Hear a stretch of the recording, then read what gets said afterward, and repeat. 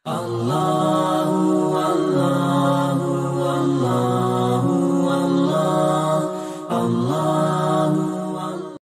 ایسا مذاق یاد رکھیے گا ہمیشہ، ہر کوئی مذاق کرتا ہے، چند لوگوں کی مجلس لگی ہوتی ہے، گھر کے اندر بھی باہر بھی، اب جو ہے چند دوست مل کے، چند احباب مل کے، ہم عمر مل کر کے کسی کو بلی کا بکرا بناتے ہیں، یہ صحیح نہیں ہے۔ ہاں علماء نے لکھا ہے کہ ایسا مذاق جس سے سامنے والے کو کوئی تکلیف نہ ہو، سامنے والے کو کوئی تکلیف نہ ہو، اور اس مذاق کے اندر جھوٹ بھی شامل نہ ہو، تو پھر شریعت کے اندر اس کی اجازت ہے۔ جیسے بہت سی مرتبہ آپسی بے تکلف دوست و احباب مل کر کے آپس میں مذاق کر لیتے ہیں، اور اس مذاق کے نتیجے میں تکلیف نہیں ہوتی ہے، بلکہ تھوڑی دیر کے لیے کیا ہے، انجوائے، یعنی سامنے ہر کوئی جو ہے اس سے کیا ہوتا ہے، اپنے موڈ کو خوشگوار بنا لیتا ہے، مزاج کو خوشگوار بنا لیتا ہے، تو پھر اس کی اجازت ہے۔ لیکن شرط کیا ہے؟ نمبر 1، دل آزاری کا سبب نہ ہو، سامنے والے کو تکلیف نہ ہو بلکہ خوشی ہو۔ ہاں ہوتا ہے، ایسا بھی مذاق میں ہوتا ہے۔ اور دوسری چیز، جھوٹ بھی انسان نہ بولے مذاق میں۔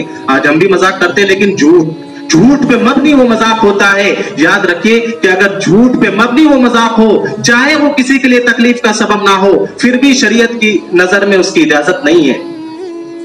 آپ صلی اللہ علیہ وسلم سے بھی ثابت ہے، وہ بڑا مشہور واقعہ ہے کہ ایک بڑی عورت آپ کی خدمت میں آئی اور کہنے لگی، یا رسول اللہ میرے لیے دعا فرما دیجئے کہ اللہ مجھے جنت میں داخل کر دے۔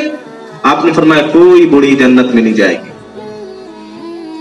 آپ نے فرمایا کوئی بوڑھی عورت جنت میں نہیں جائے گی۔ اور رونے لگ گئی کہ اگر کوئی بوڑھی عورت جنت میں نہیں جائے گی تو میں بھی تو بوڑھی ہی ہوں، تو اس کا مطلب میں بھی جنت میں نہیں جاؤں گی۔ لیکن پھر فوراً آپ نے بیان کیا کہ اصل میں اماں جی بات ایسی ہے کہ کوئی بڑھاپے کی حالت میں جنت میں نہیں جائے گا، چاہے وہ مرد ہو یا عورت ہو، ہر کوئی ایک عمر میں یعنی جوانی کی حالت میں جنت میں داخل ہوگا، اور اسی حالت میں ہمیشہ ہمیش رہے گا، بڑھاپا نہیں آ سکتا ہے۔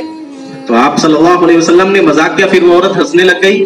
آپ نے مذاق کیا لیکن اس عورت کو تکلیف نہیں پہنچی، اور آپ نے جھوٹ بھی نہیں بولا، کیونکہ صحیح بات ہے کوئی بوڑھی عورت جنت میں نہیں جائے گی، بلکہ جوانی کی حالت میں ہر کوئی جنت میں جائے گا۔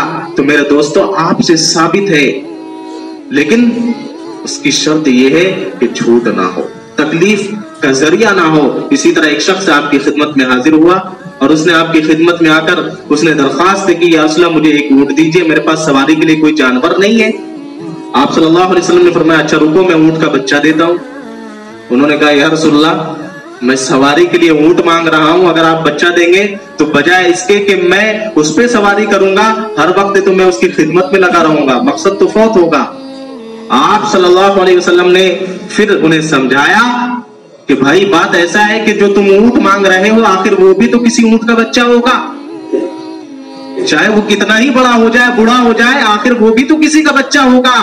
تو آپ صلی اللہ علیہ وسلم نے مذاق کیا، تھوڑی دیر کے لیے آپ نے انجوائے کیا، منع نہیں ہے کرو آپ، لیکن یہ دو چیزیں یاد رکھو، تکلیف کا ذریعہ نہ ہو، جھوٹ نہ ہو۔ کبھی کبھی ایسا ہوتا ہے گھر کا ماحول بہت سیریس ہوتا ہے، ہر کوئی پریشان حال ہوتا ہے، یا کوئی آپسی بے تکلف دوست احباب ان میں کوئی رنجیدہ غمزدہ ہوتا ہے، تو ضرورت پڑتی کہ ایسا مذاق کیا جائے، لیکن ساتھ میں یہ خیال رہے کہ اس کے لیے تکلیف کا ذریعہ نہ ہو۔